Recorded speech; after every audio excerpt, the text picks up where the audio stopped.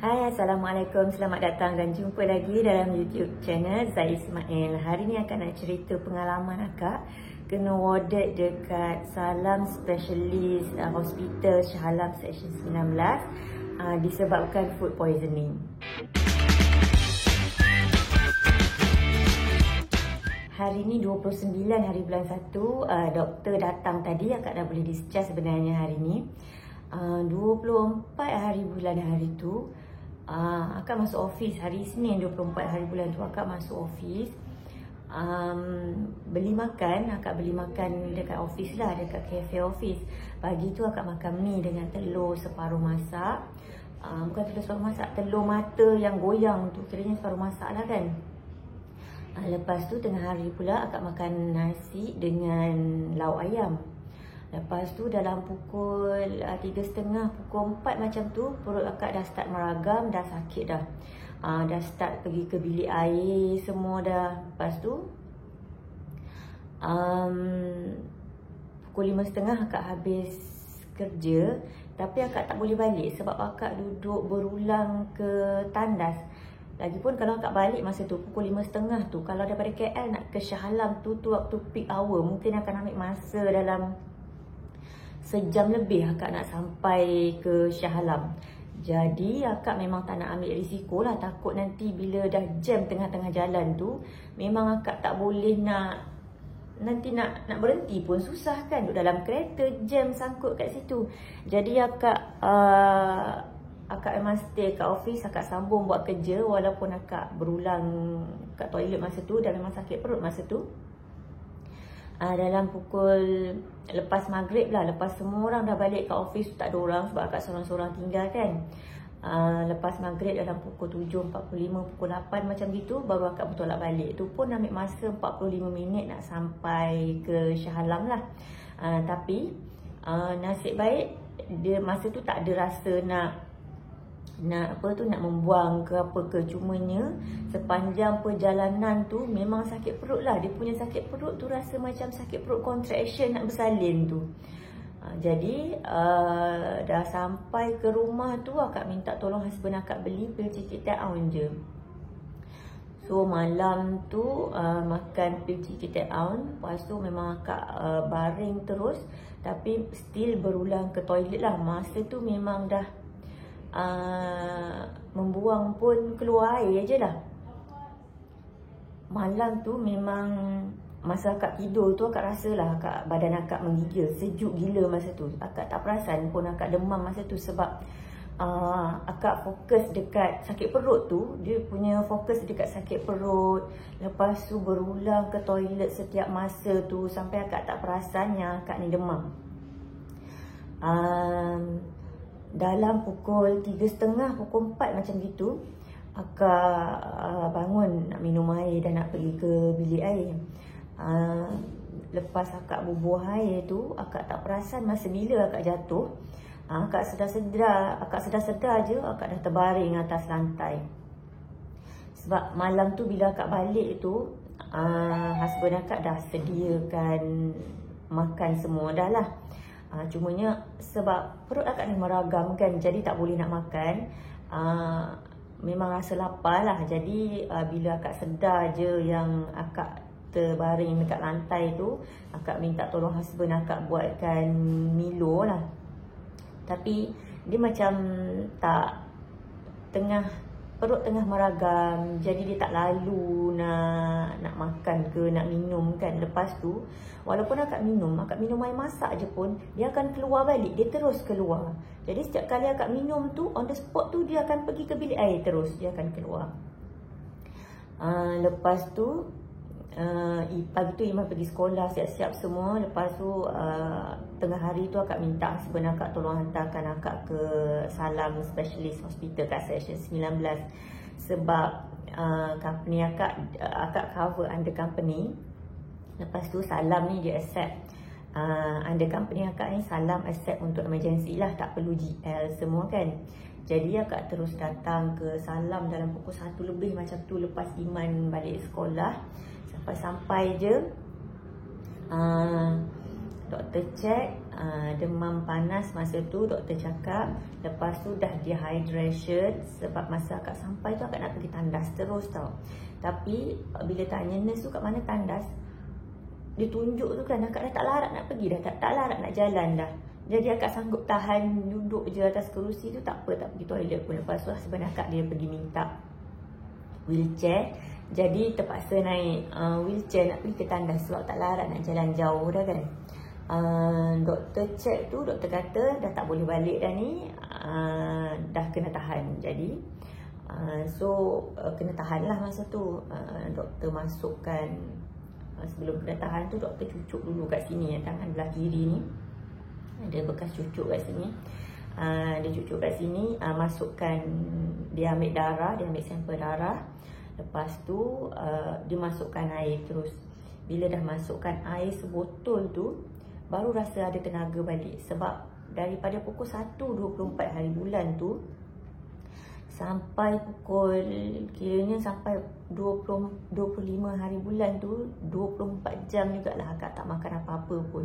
Akak minum keluar, sekadar minum air masak je dengan air Milo yang pukul 4 pagi tu, yang tu je lah. Lepas tu doktor suruh ambil sampel najis sekali lah. Dan masa sebelum masuk ward tu dah bagi sampel najis semua. Lepas tu dalam pukul, akak nak menunggu GL sebab kita nak jumpa doktor yang general, yang outpatient ni, tak perlukan GL. Tapi bila nak warded tu, kena dapatkan GL lah untuk inpatient. Sebelum masuk air tu, akak kena buat swab test dululah. 2 jenis swab test dia buat. Satu dapat on the spot, result dia negatif. Yang satu lagi tu dapat keesokan harinya baru dapat. Okey, lepas tu dalam pukul 6 juga baru akak boleh masuk ward lah. Sebab nak tunggu GL daripada ASP. Jadi bila dah masuk ward tu, sambung drip. Hari tu 25 hari bulan lah. Kemudian hari tu sebab dah pukul 6 macam tu, so doktor memang dah tak masuk dah lah. Keesokan harinya tu baru doktor masuk. Doktor cakap 26 hari bulan lah kiranya. Doktor masuk, doktor bagi tahu akak punya tahap keradangan. Bila cek darah merah tu, tahap keradangan dekat dalam usus akak, dekat dalam perut tu 97. Yang mana sepatutnya kalau normal dia 2 je, tapi yang ni 97, memang tinggi lah. Sebab tu kalau macam kita makan apa-apa pun, usus tu dia tak boleh terima, dia tak boleh nak serap, dia akan keluar je terus jadi najis. Itu yang keluar jadi air tu, walaupun akak minum air je. Lepas tu sel darah putih pula, kalau normal 8 sampai 11. Tapi akak punya sel darah putih masa tu 18. Jadi tinggilah compare yang sepatutnya. Lepas tu memang akak masih cerit-berit lah masa tu, masih berulang ke toilet, tak tahu berapa kali. Doktor tanya berapa kali pun yang dia tanya tu yang 25 hari bulan tu memang akak tak ingat. Memang rasanya 30-40 kali kot pergi tandas. Akak cakap tak ingat, tapi terlampau banyak lah. Lepas tu yang 26 hari bulan tu akak kira dalam 20 kali 26 hari bulan tu. Kemudian 20 kilo yang tu 26 hari bulan. 27 hari bulan pula doktor datang, dia bagi tahu sebab akak sakit perut kan. Akak tak ingat 26 ke yang pergi, 26 masanya akak kena pergi buat ultrasound sebab akak selalu sakit perut kan. Tapi bila check ultrasound tu tak ada apalah yang berkaitan dengan cerit birit ni, akak punya perut apa semua tu tak ada masalah.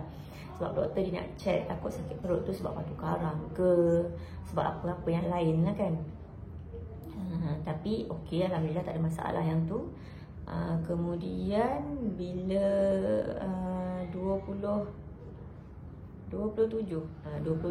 tu 27 hari bulan tu doktor datang, dia bagi tahu akak punya darah merah tu tahap keradangan tu daripada 97 tu dia naik jadi 100 lebih. Jadi bila naik jadi 100 lebih tu sebab sebelum tu dia bagi akak antibiotik tahap 1 punya yang paling main lah kiranya.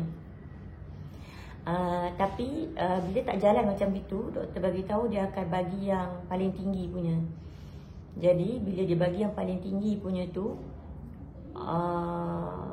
sakit perut pun dah tak ada. Lepas tu tapi sepanjang dia bagi antibiotik yang tahap tinggi tu, akak punya perut ni memang berangin je. Daripada lepas dia bagi tu memang kembung perut je, memang bergolak je perut dengan angin. Kemudian memang sakit perut lah bila perut dah berangin tu. Kemudian dia datang macam sakit kepala, muka akak jadi bengkak. Lepas tu kat sini dia macam timbul, dia jadi keras. Yang apa ni, dia jadi macam alergi lah. Jadi doktor kata kena stopkan antibiotik tu sebab akak alergi dengan antibiotik yang tu. Sebab sebelumnya akak tak pernah kena warded, tak pernah hospitalized. Jadi tak pernah kena drip dengan antibiotik ke apa ke. Jadi sebelum tu bila doktor tanya ada alergi dengan ubat ke, akak cakap tak ada lah, tak ada alergi dengan ubat. Sebab akak tak tahu kan. So sekarang dah tahu alergi dengan antibiotik yang tu lah. Cumanya nama antibiotik tu akak tak tahu. Doktor akan bagi tahu, kiranya nanti diorang akan bagi tahulah lepas ni. Nak discharge sekejap lagi akak kena tanya kalau diorang lupa nak bagi tahu ke. Kemudian 28 semalam lah. Semalam akak punya tahap keradangan tu dah turun jadi 30. So bila turun jadi 30 tu dah improve sikit lah. Maksudnya antibiotik tu walaupun dia bawa alergi ke akak kan, tapi dia bagus untuk untuk akak punya tahap keradangan akak tu. Dia bantu untuk tahap keradangan. Bila akak cakap kat doktor yang perut berangin tu, doktor bagi tahu perut berangin tu sebab bila kuman-kuman dalam perut tu dia mati, dia akan keluarkan gas tu yang akan menyebabkan perut berangin tu. Lepas tu doktor just bagi ubat angin lah untuk elakkan sakit perut, kembung perut tu kan. So tadi doktor datang, akak punya tahap keradangan tu walaupun tak turun normal lagi, tapi dah turun jadi 10 lah. So cerit birit semalam pun tak ada. Jadi doktor kata hari ni dah boleh balik dah. So yang drip ni, mula-mula hari tu dia drip kat sini. Lepas tu malam tu akak dah sakit gila dah.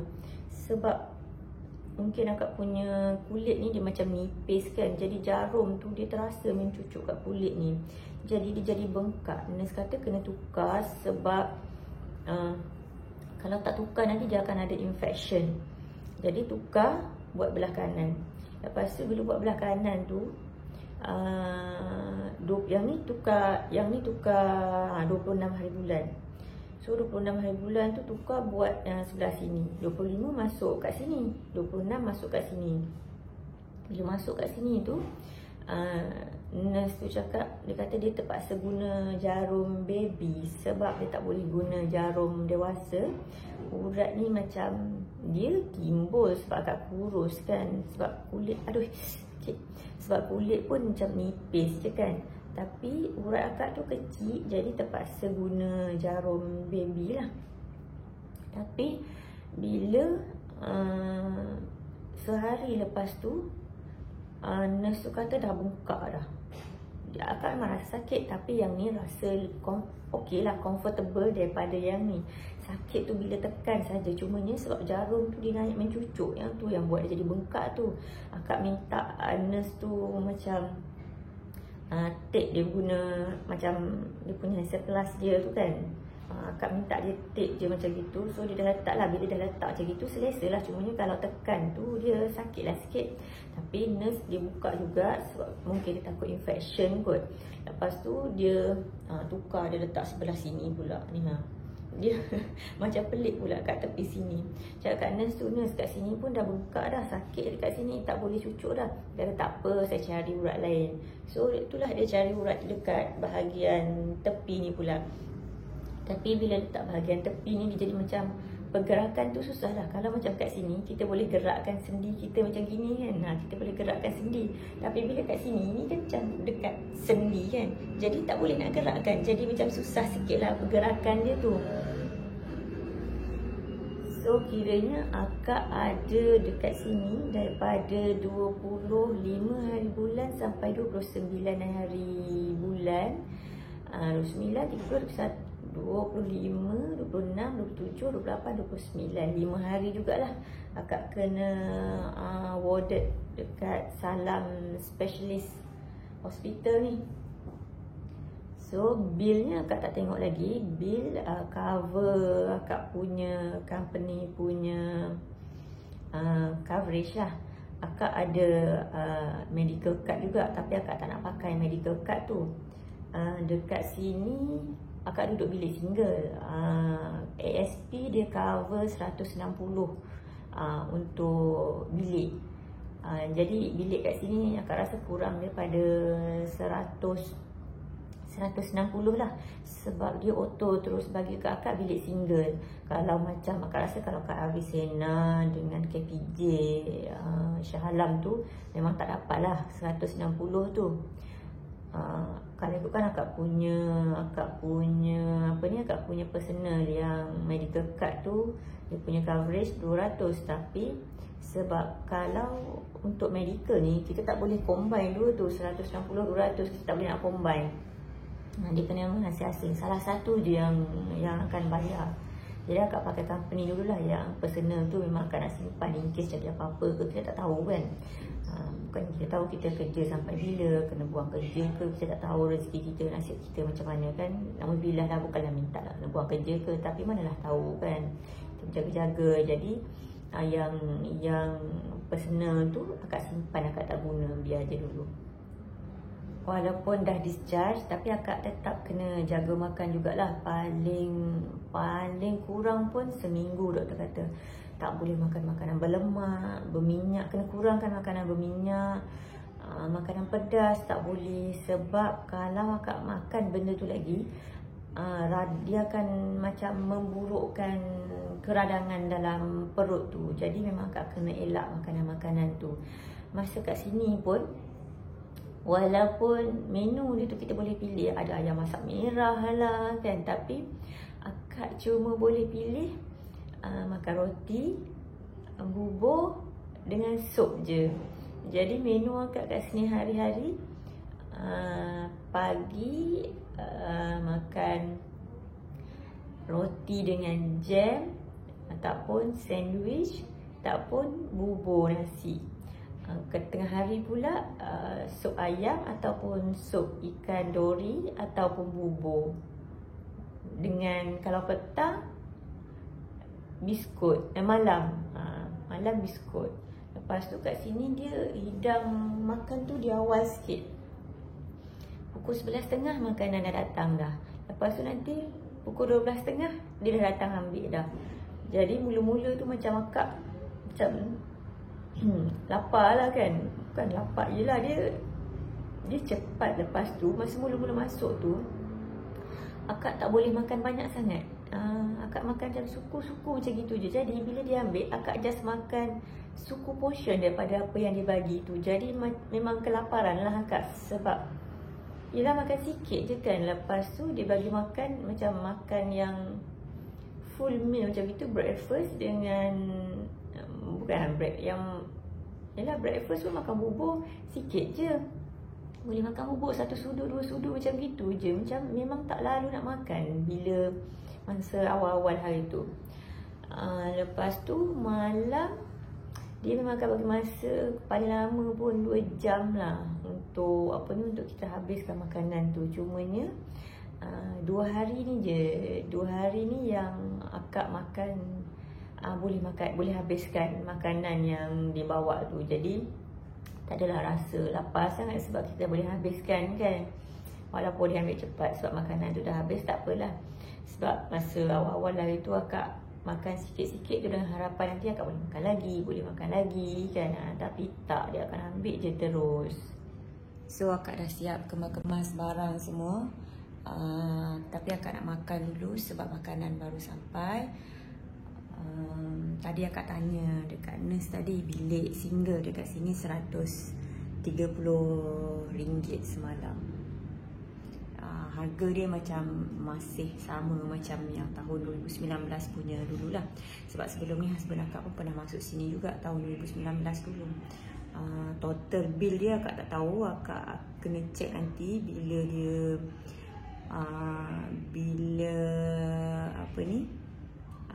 ASP dah email berapa total cost dia. Sebab tadi dia release je dulu tanpa tahu berapa bill dia. Jadi itu saja untuk video kali ini. Kita jumpa lagi dalam video seterusnya. Jangan lupa like, subscribe dan share. Bye. Assalamualaikum.